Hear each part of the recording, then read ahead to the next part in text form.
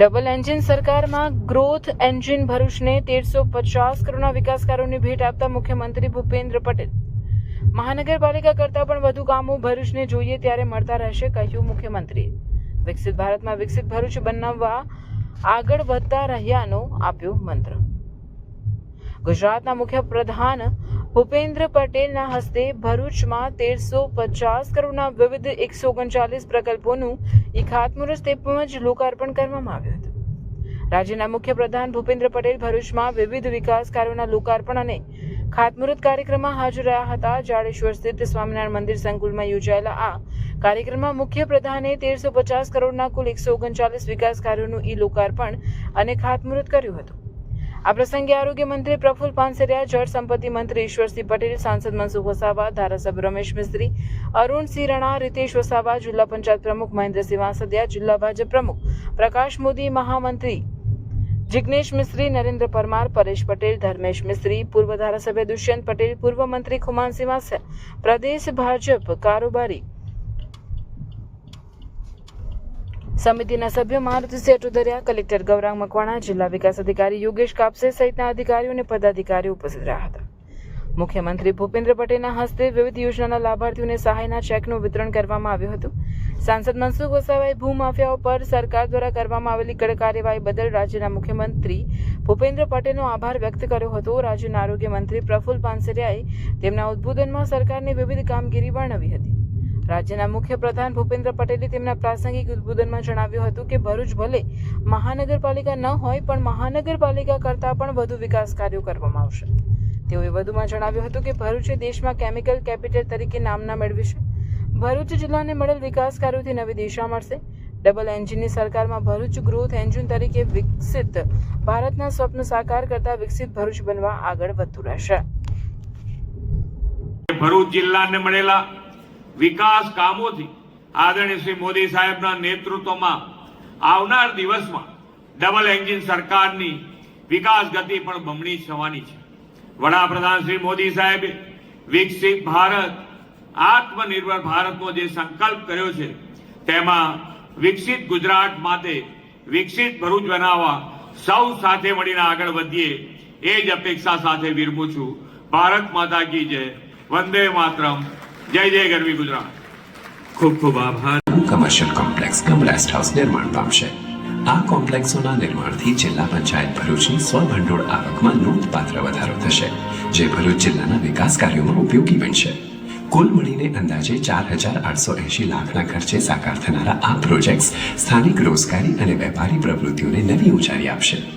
વિકાસનો અવિરત પ્રવાહ, જનસુખાકારી માટે સમર્પિત ભરૂચ. દીર્ઘદ્રષ્ટા વડાપ્રધાન શ્રી નરેન્દ્રભાઈ મોદીના પ્રગતિશીલ વિઝન અને માનનીય મુખ્યમંત્રી શ્રી ભૂપેન્દ્રભાઈ પટેલના મક્કમ નેતૃત્વ હેઠળ ગુજરાત સુવિધા અને સુશાસનના પંથે આગળ વધી રહ્યો છે, જેમાં ભરૂચ જિલ્લો હંમેશા અગ્રેસર રહ્યો છે.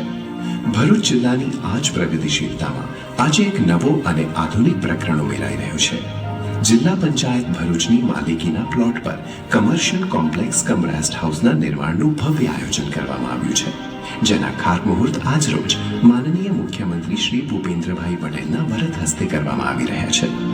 આ પ્રોજેક્ટ ભરૂચ જિલ્લાના ગ્રામીણ ઇન્ફ્રાસ્ટ્રક્ચરમાં નોંધપાત્ર પરિવર્તન લાવશે. ભરૂચ જિલ્લાના મુખ્ય સ્ટેશન રોડ અને એસટી ડેપોની સામે આવેલા પ્રાઇમ લોકેશનના પ્લોટ એ અને પ્લોટ બી પર કુલ 3421.65 લાખથી વધુના ખર્ચે 93 વિશાળ દુકાનો, 48થી વધુ કોર્પોરેટ ઓફિસીસ અને અત્યાધુનિક વીવીઆઈપી તથા વીઆઈપી રેસ્ટ હાઉસ ઉભા કરવામાં આવશે. આ ઉપરાંત નેત્રંગ ખાતે 508.4 લાખના ખર્ચે 28 દુકાનો ધરાવતું કમર્શિયલ બિલ્ડિંગ અને રેસ્ટ હાઉસ થાય છે. માર્ગ અને મકાન વિભાગ રાજ્ય દ્વારા ₹984.76 કરોડના 10 કામોનું ખાતમુહૂર્ત, જેના દ્વારા અંદાજે 1 લાખથી વધુ લોકોને લાભ મળશે.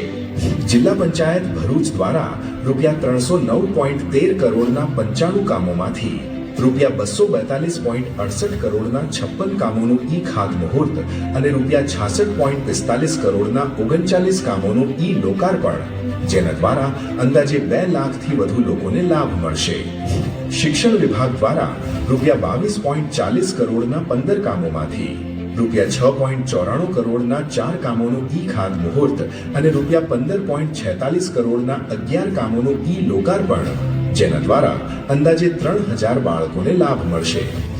શહેરી વિકાસ અને શહેરી ગૃહ નિર્માણ વિભાગ દ્વારા ₹15.88 કરોડના 6 કામોમાંથી ₹14.19 કરોડના 3 કામોનું ઈ ખાતમુહૂર્ત અને ₹1.69 કરોડના 3 કામોનું ઈ લોકાર્પણ, જેના દ્વારા અંદાજે 30,000 લોકોને લાભ મળશે.